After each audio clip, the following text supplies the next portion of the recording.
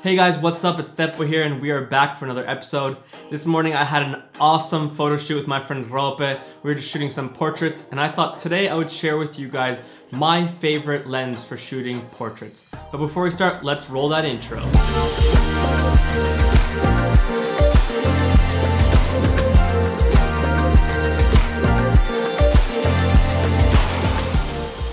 So before I share what's my favorite lens to shoot portraits, I want to preface by saying there is no best lens. Rather, different lenses suit different kinds of photographers and filmmakers, and it's all about figuring out what lens suits you best and helps you do the best work possible. Even comparing two amazing filmmakers, my brother Matty, for example, loves the 16-35, and Peter loves the 70-200. They're totally different lenses, but the reason why they use them is because it suits the style of shooting that they love to do. So my favorite lens to shoot portraits is, drumroll, the Sigma 35 1.4. This baby right here. This is my favorite lens. It's a Sigma 35 art lens, 1.4 aperture. I've had the Sigma 35 1.4 art lens for a few years now in my arsenal, and I use it probably 80 to 90% of the time when I'm shooting photos or video. The first reason why I love the Sigma 35 is its focal length.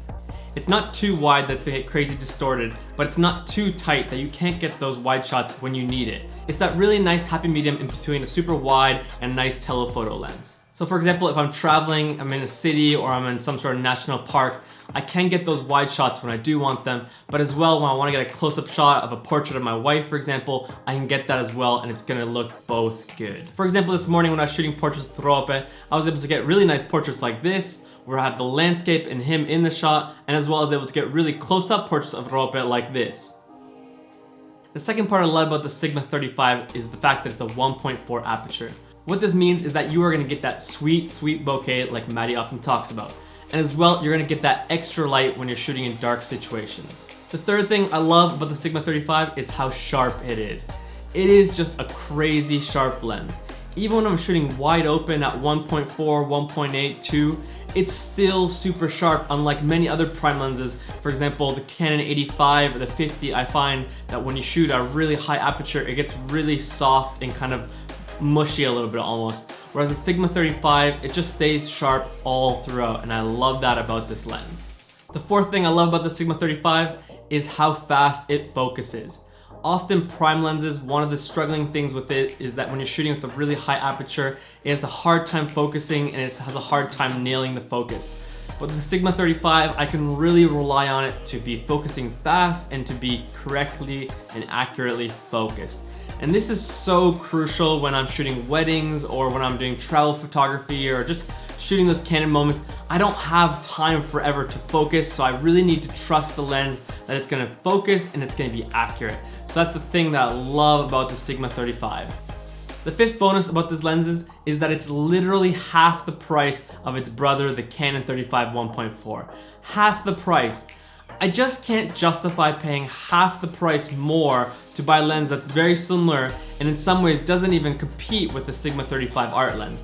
So I'd much rather shoot with the Sigma 35 art lens when it comes to price.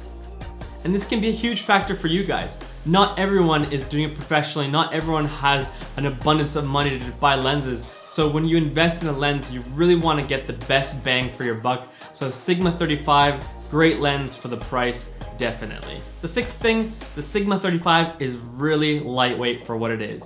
If you compare it to its other Zoom brothers, for example, if you were going to compare it to the Canon 16-35 or the Canon 70-200, they are huge compared to the Sigma. And as well, the Canon 35 1.4, even that is bigger than the Sigma 35 1.4. And I know for some of you guys, you might not be too interested in maybe the weight of a lens, but for me personally, when I'm traveling, I don't want to lug around big gear. It gets very overwhelmingly tiring when you're hiking up a huge mountain and if you had a huge lens on, whereas the Sigma 35, it's really light, it's really compact, and it's really well built. And that leads me to my seventh and last point, is that the Sigma 35 1.4 is built very solidly. When you just feel the lens, you can tell this is not just some cheap plastic. It's really durable, really well built, and this is super important because you want your lenses to last a long time. If you're investing $600 to $800 for a lens, you don't want it to break next week. So it's really important that the lens has been built well, it's gonna be strong, it's gonna be sturdy, and it's gonna stay intact when you're shooting wherever, whether it be on a travel trip or whether you're just shooting, at a wedding, for example. You don't want the lens to break on you. So that's the 7th thing that I love about the Sigma 35 1.4. Alright guys, so that's 7 reasons why I love the Sigma 35 1.4. Hopefully this will help you guys get an understanding of what kind of lens this is and why I love shooting portraits with it. It's definitely my favorite lens when I'm shooting portraits, when I'm shooting lifestyle photography, wedding photography, travel photography. It's the go-to lens that I've been using. So if you haven't tried it out yet and you're missing that focal length range in your arsenal of lenses, make sure you check it out because the Sigma 35 will not disappoint. And lastly, this is not an ad for Sigma. They did not pay me to do this review. I just genuinely wanted to share what kind of lenses I'm using to do my portrait photography, because often you guys are posting me what lenses have you used for this shot or what lenses do you use for this video. And I always found it personally very interesting to just kind of see the behind the scenes of why photographers or filmmakers are using certain lenses for their work. So guys, thanks for tuning into this week's episode. I hope you enjoyed it. Make sure you smash that like button, comment below, and subscribe to the channel if you're new. As well, special news, all the products in the shop 30% off. That means my CineLut pack, my new Lightroom presets, and also the CineLut and Lightroom preset bundle is all for 30% off. So make sure you click below, check out the shop. Thank you for all the support. It helps me keep going with the channel by supporting me by buying my LUT packs and presets. Guys, have a fantastic week. I will see you next week.